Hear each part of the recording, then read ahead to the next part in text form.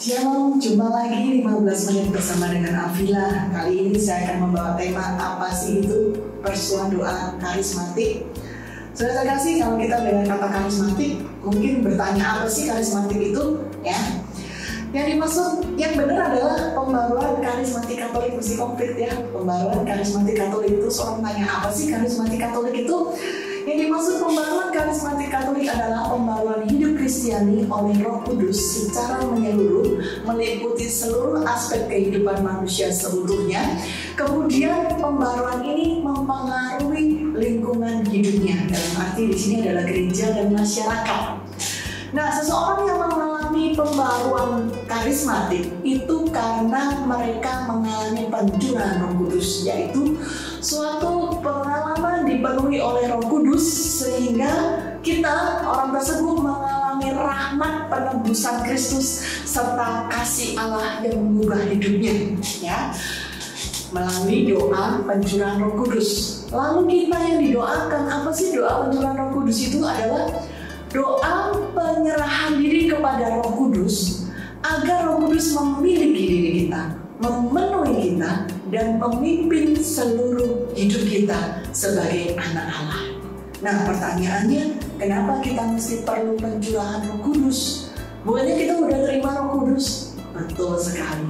Kita sudah terima Roh Kudus pada saat kita dibaptis. Tetapi seringkali masalahnya dalam kehidupan kita tidak melibatkan Roh Kudus. Kita dalam kehidupan sehari-hari kita hanya berdasarkan pada keinginan pribadi kita tanpa mau tahu, tanpa bertanya, dan tanpa melibatkan Roh Kudus, sehingga seakan-akan tanda petik Roh Kudus tidak ada peranan. Nah, setelah terjadi doa pencurahan Roh Kudus, pasti ada perubahan. Kenapa? Karena kita memutuskan kita untuk menyerah kepada Roh Kudus. Kita memutuskan agar Roh Kudus yang memimpin diri kita, agar Roh Kudus yang menguasai diri kita, sehingga kita dalam menjalankan segala sesuatu, dalam berpikir, bersikap, bertindak, kita selalu melibatkan Roh Kudus yang menuntun kita, maka akan terjadi yang namanya pembaharuan. Karena apa? Kita mengalami hidup baru, di mana hidup bersama-sama dengan Roh Kudus, dan hidup yang lama kita tinggalkan. Dan kita akan menjadi orang yang tidak bisa diam, ingin selalu mencari Allah, ingin selalu belajar tentang Allah, ingin dekat dengan Allah, ingin terus bergaul akrab dengan Roh Kudus, dan ingin terus yang namanya dekat, mengalami terus. Nah, sudah dikasih, semakin kita dekat dengan Roh Kudus, semakin Allah Roh Kudus kita biarkan untuk menguasai diri kita, maka akan terjadi dua hal. Yang pertama, akan terjadi pembaruan di mana kita mengalami hidup baru dan buah-buah roh sudah nampak dalam diri kita. Kita lihat di Galatia 5 ayat 22 dikatakan sampai 25.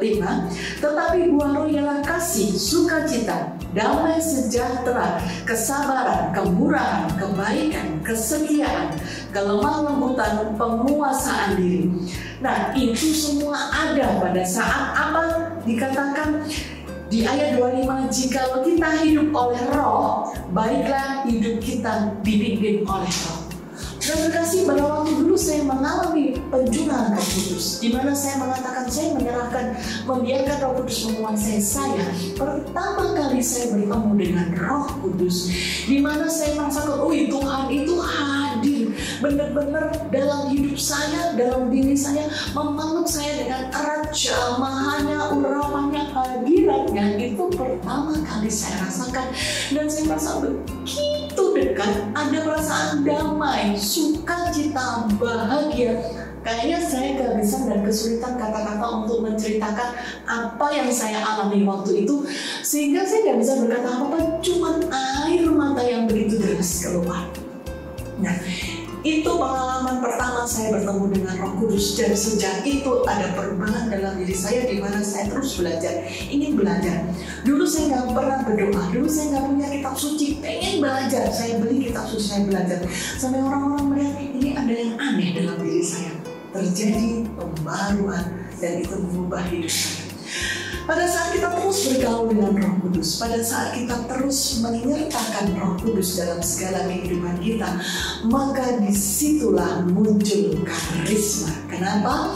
Karisma adalah karunia Roh Kudus, karena kita peka, kita makin mengenal Tuhan, kita makin bisa mendengar suaranya, ya. Kita buka di 1 Korintus 12 bagaimana karunia Roh Kudus itu muncul ya. Tetapi kepada tiap-tiap orang dikaruniakan pernyataan roh untuk kepentingan bersama. Sebab kepada yang seorang roh memberikan karunia untuk berkata-kata dengan hikmat. Dan kepada yang lain roh yang sama memberikan karunia berkata-kata dengan pengetahuan. Kepada yang seorang roh memberikan iman. Dan kepada yang lain ia memberikan karunia untuk menyembuhkan. Kepada yang seorang roh memberikan kuasa untuk mengadakan mujizat. Dan kepada yang lain ia memberikan karunia untuk bernubuat. Dan kepada yang lain lagi ia memberikan karunia untuk membeda-bedakan bermacam-macam roh. Kepada yang seorang ia memberikan karunia untuk berkata-kata dengan bahasa roh. Dan kepada yang lain ia memberikan karunia untuk menafsirkan bahasa roh itu. Dan semuanya itu dikerjakan oleh roh yang satu dan yang sama, yang memberikan karunia kepada tiap-tiap orang secara khusus seperti yang dikehendakinya. Saudara kasih, persekutuan doa adalah sarana tempat di mana kita yang sama-sama lahir baru, di mana kita sama-sama memelihara hidup baru, dan di mana sama-sama kita bertumbuh. Mungkin ada yang mengatakan nggak suka PD, nggak senang PD karena tata caranya yang aneh, yang nggak biasa. Contohnya yang pertama pujian, bisa tepuk tangan, bisa jingkrak-jingkrak, bisa sorak-sorai. Saudara terkasih, sorak-sorai, jingkrak-jingkrak, sukacita itu karena apa? Dikatakan 2-3 orang berkumpul atas namaku, aku hadir.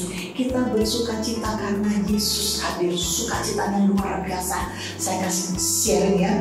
Tahun lalu di bulan Juni kebetulan puji Tuhan saya mendapat kesempatan bersama dengan teman-teman Badan Pelayanan Nasional Pembaruan Karismatik Katolik. Kita hadir di Karis Conference, diresmikan oleh Paus untuk pertama kalinya. Karis adalah Katolik Karismatik Renewal International Services yang diresmikan langsung oleh Bapak Paus. Nah, saya datang terlambat karena saya bawa koper, saya sempat kesasar dan sebagainya. Akhirnya saya dapat duduk paling belakang. Dan saya mikir ini jangan-jangan Paus datang dari belakang. Dan saya nyari tempat beneran Paus datang dari belakang. Kasih, saya nggak pernah terbayang, saya nggak pernah mimpi saya bisa melihat Paus dalam jarak 3 meter. Apa yang saya lakukan? Senangnya tuh luar biasa. Saya cuma bisa teriak-teriak sambil jingkrak-jingkrak sambil nggak bisa berkata-kata sambil. Saudara terkasih, itu baru Paus. Pada saat PD kita percaya yang datang adalah Tuhan Yesus sendiri, maka sukacitanya haruslah dan pasti sangat lebih dibanding pada saat kita ketemu orang. Ya, itu adalah kenyataan yang ada. Sukacita karena Yesus hadir, gembira karena bertemu dengan Tuhan Yesus.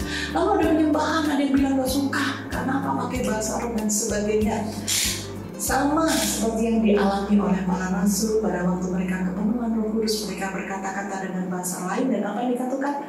Mereka mabuk anggur. Saudara terkasih, tadi sudah saya katakan, pada saat kita bergaul dengan Roh Kudus, maka karisma itu akan muncul. Pada saat kita persekutuan doa, pada saat kita menyembah Tuhan, kita begitu dekat dengan Tuhan. Tuhan hadir, kita merasakan hadiratnya.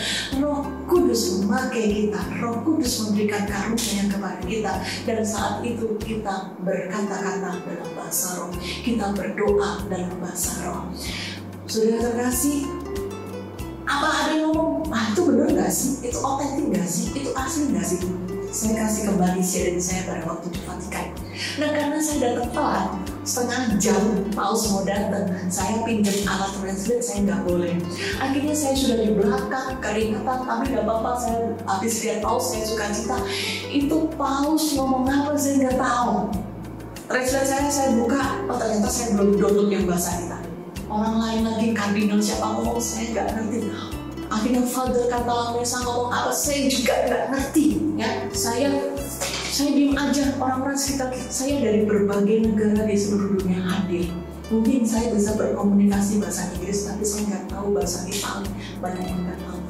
Sudah terkasih yang akan terjadi, tiba-tiba Father Cantalamessa berdoa dalam bahasa roh. Apa yang terjadi? Wah, itu ruang yang gede bisa menampung 3.000 orang. tiba-tiba kita merasakan hadirat Allah itu bukan tiba-tiba ya pada waktu Paus datang, hadirat Allah sudah terasa. Tapi pada saat kita diajak untuk menyembah Tuhan dalam bahasa roh, benar-benar hadirat Tuhan itu terasa. Tuhan betul-betul menjamah setiap kami. Tuhan betul-betul hadir dan begitu dekat. Saya nggak bisa apa-apa. Saya cuma hanya bisa menangis merasakan begitu hadirat Allah itu nyata. Saudara terkasih, bahasa kita manusia bisa beda, tetapi pada saat kita bersama-sama memuji Tuhan dalam roh, wow, luar biasa. Itu yang terjadi pada saat kita menyembah di dalam roh. Begitu dekat antara roh kita dengan roh Allah. Begitu Tuhan hadir secara luar biasa. Nah, dampaknya bagaimana dalam kehidupan perubahan yang terjadi dalam penghayatan, terutama dalam penghayatan sakramental. Menjadi orang pembaruan karismatik Katolik, di mana Roh Kudus kita bebaskan untuk berkarya, di mana kita mempunyai relasi dengan Tuhan, di mana Roh Kudus membuat kita bertumbuh, kita ikut bimbingan Roh Kudus, maka pada saat misa itu sesuatu yang luar biasa. Bagaimana Roh Allah akan membimbing kita dalam setiap tahap-tahap tata cara perayaan setiap peristiwa dalam Ekaristi yang dulu bagi saya sesuatu yang sederhana, so simple. Tapi pada saat kita hadir bersama dengan Roh Kudus, pada saat kita membiarkan Roh Allah, wow, luar biasa. Perjumpaan dengan Tuhan boleh terjadi. Bagaimana kita bisa dipimpin oleh Roh Kudus memahami setiap peristiwa dalam Ekaristi. Bagaimana kita bisa mengerti dan yang terutama menerima tubuh dan darah Kristus. Bagaimana Tuhan secara pribadi, Tuhan Yesus boleh hadir. Tuhan Yesus boleh bertemu muka dengan kita pada saat kita mengalami Ekaristi. Saudara terkasih, lahir baru, membiarkan Roh Kudus memimpin kita, menuntun kita, menguasai kita, akan membawa kita ke dalam suatu perjumpaan pribadi yang luar biasa dengan Tuhan.